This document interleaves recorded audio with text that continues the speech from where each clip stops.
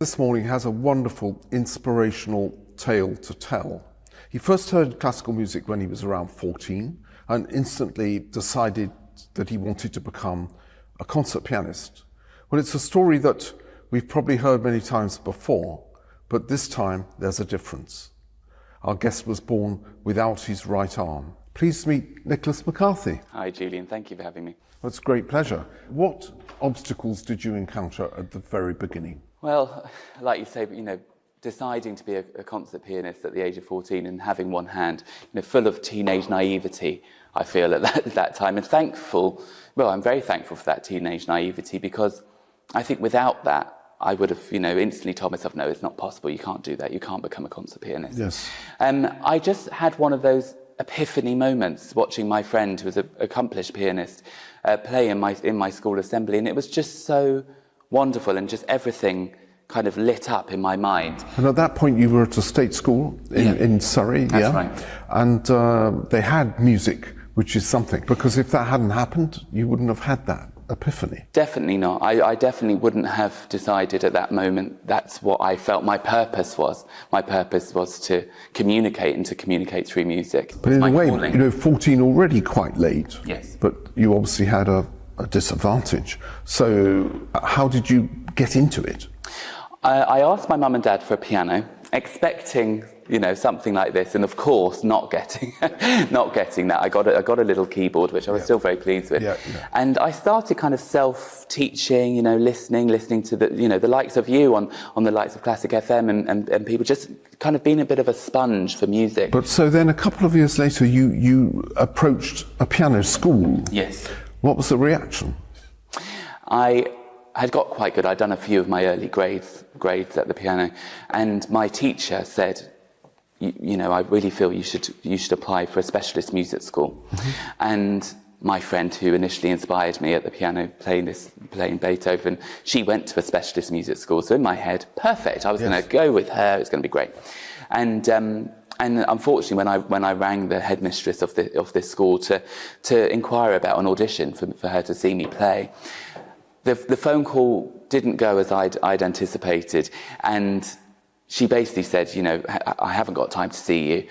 How can you possibly play scales with two hands? And I said, well, I can't. I've only got one hand, and I don't really want to play scales. I want to play music. And she hung up the phone. That's and terrible. So for me, that was that real first negativity, that first knockback of someone, I suppose, having a prejudice, slapping you down. And it was hard. She actually put the phone down on she you. Did. That's she incredible. Did. Yes. To be honest, I'm very thankful now that she did that, because it kind of gave me a bit of fire in my belly. So then, next time, you approached the Guildhall School of Music, the junior department, yes, and what happened? Well, I didn't tell them about my lack of a hand. Clever. I learnt the hard way the first time. And so I walked into the audition room, and I had to explain about my lack of hand. Slightly awkward conversation. But you were in the room, I was in the room. They couldn't escort me out. And I performed, and to my surprise, I was offered a place on one condition. I had to specialise in what's called left-hand alone repertoire, which, of course, starting at 14 and not having a background in classical music at all, I knew nothing of this left-hand alone repertoire. What is it? I didn't know anything about it. Tell us about it now. So left-hand repertoire started in the 19th century. Back then, concert pianists were like rock stars, and they used to kind of play a recital, I suppose, wherever they were. And in order to drive the crowd wild, they used to kind of, say things like, you thought I was good with two hands, wait until you see what I could do with my weak hand. Most people's left hand is their weaker hand. So they'd play this big bravura piece with their weaker hand and, blow the roof off of the house.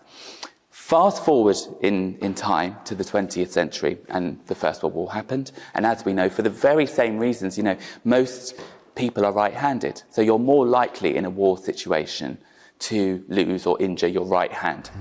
So thousands of servicemen were coming back from battle with missing limbs, missing right arms, injured right arms. And one particular man, Paul Wittgenstein, part of the wealthy Wittgenstein family in Vienna, came back having lost his right arm. And he decided to use his position in society, his wealth, his connections, to commission the leading composers of the 20th century. And he really did, didn't he? He really did. There's Ravel is the most famous one. Prokofiev, Benjamin Britten, Korngold, Richard Strauss. So, you name it, the hoi polloi of 20th century, Wittgenstein was there commissioning them to write for left hand alone. And thankfully he did, because it gave me, the 21st century left hand pianist, a huge repertoire. You found over 3,000 and counting right. compositions for left hand alone. That's right. I mean, it's astonishing how much repertoire there is. 32 plus concertos and counting, 3,000 works, solo works for left hand alone and counting. And of course, I commission a lot myself nowadays as well. So it's always exciting to see this repertoire where most people think it's a limited repertoire, and I always think, well, yes, actually, it's a lifetime's worth of work, really. It's tremendous. Yeah. I mean, a tremendous repertoire. So tell us what's coming up. I think you've got a major London appearance. In fact, your debut recital soon. That's right. I'm playing the Queen Elizabeth Hall at London South Bank on March the 23rd, which I'm so excited about. And as you know, Fantastic. It's a big date, and it's exciting and nerve-wracking. Will there be some new pieces? There is a new piece, a new commission by the film and TV composer Julie Cooper. Great. There's some Scriabin, there's some Bach Brahms. Great. There's some Strauss, so yeah, lots of wonderful pieces. Play us something now. This is a piece by Alexander Scriabin. It's his Nocturne, Opus 9, and he actually wrote this when he was 18 years old. Yes. He was in the conservatoire with Rachmaninoff and Joseph Levine. Competitive class. I'd have hated to have been in that class. And they used to challenge each other to see who could learn fiendishly difficult pieces the quickest. So Scriabin, being a young competitive man, he decided that he would practice 10 hours a day, Julian, to beat his contemporaries. And he unfortunately contracted tendinitis in his right hand. Lesson to be learned there Lesson somewhere. to be learned, absolutely. Luckily for me, he, during that time, decided he's not going to, take it lying down. He will write the beautiful Prelude and Nocturne Opus 9, and this is the Nocturne.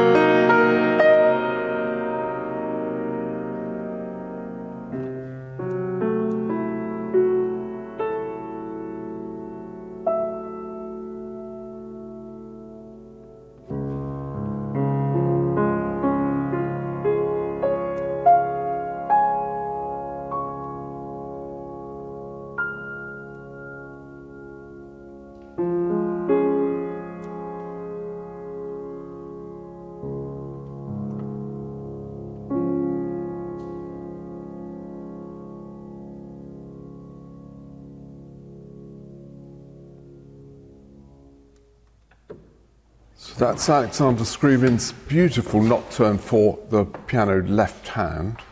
You've also made quite a lot of arrangements of two-handed music for piano, just for left hand. That's right. I mean, when I first started playing recitals, I kind of quickly found out that, you know, most people haven't heard a lot of left-hand alone repertoire. They may have heard the Ravel left-hand piano concerto, for instance. They might have heard the Scriabin nocturne, but they haven't heard a whole recital's worth of left-hand alone repertoire. So I found out that audiences are much more responsive to listening to unknown pieces that they've never heard before, if they kind of had something that they were slightly familiar with. So I started doing the odd arrangement here and there of kind of familiar pieces that they would have heard. And then I found that they were so much, you know, open-eared when it came to other pieces that they certainly wouldn't have heard before. But it must be just a massive challenge. It's a challenge I enjoy. I mean, not every piece works for left hand, of course. And sometimes I might absolutely adore a piece of music, you know, two-handed piano piece, and think, oh, I wonder if that could work for left hand alone. And then I get to the piano, and of course it doesn't work at all. And then there's other times where I hear that and I think, oh, I wonder if that works. And it kind of works. So you recently got into playing concertos, and I think you've got a concert coming up next year with the Royal Philharmonic. And I guess the Ravel is the one that you will be asked for most. Absolutely. I mean, I came to kind of concerto quite late, actually. I think everything with my career has been a bit topsy-turvy. And, you know, from your career, it's very, you know, in classical, you have quite a traditional path usually. Yes. And you might do a competition, and then you do a concerto, then you build your name that way. Whereas for me, that never happened. I was doing kind of lots of media stuff and recitals and building my own name kind of from that. And then the concerto stuff really came in the last few years. And of course, the Ravel left-hand concerto is one that I adore. It's beautiful. Play us a bit. It's, I mean, which bit, but my favourite part of the concerto.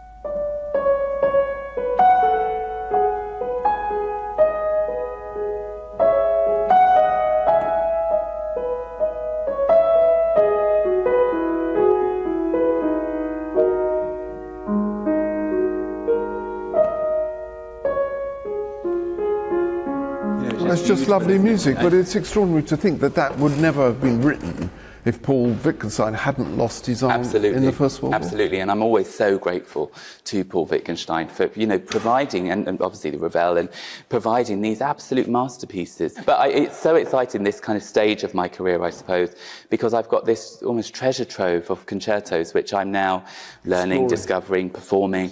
And so it's a really exciting chapter, and one that I'm enjoying, of course, very much so.